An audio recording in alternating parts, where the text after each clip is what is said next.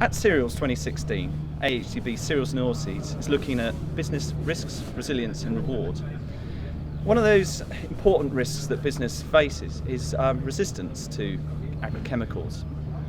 This year we're looking at fungicide resistance, and joining me today is Fiona Burnett from SRUC, who's also the chair of the Fungicide Resistance Action Group UK. Hi Fiona. Morning.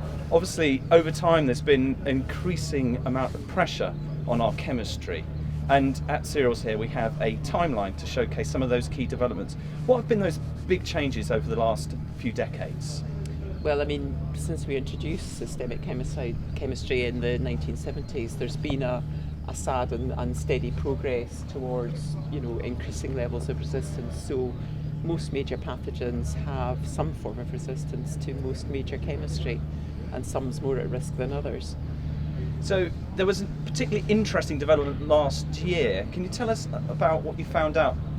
Yes, so the news that we'd all been dreading, that the SDHI chemistry that's been so important to us, especially given the decline in azole chemistry, we knew it was always going to be a medium to high risk group of chemistry. So for the first time last season we picked up the first septoria mutants with some resistance to that group of chemistry. So what does that mean to the industry in terms of how fast we feel it might spread, or indeed what the industry could do today to prevent the risk of that resistance growing and spreading? Well, this season we're in a moving picture, so we know there are more mutants this year than there were last year.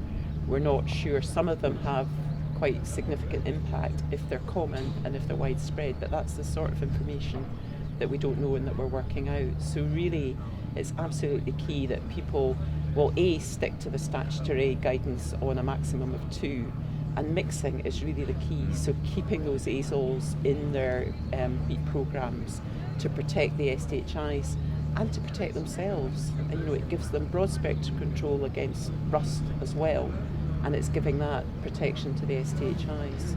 That's brilliant. That's some really useful advice, and obviously we're going to keep monitoring the situation at AHDB Cereals and Oilseeds and report any key developments to the industry as soon as we have them. And information on fungicide resistance guidance is available from the AHDB Cereals and Oilseeds website.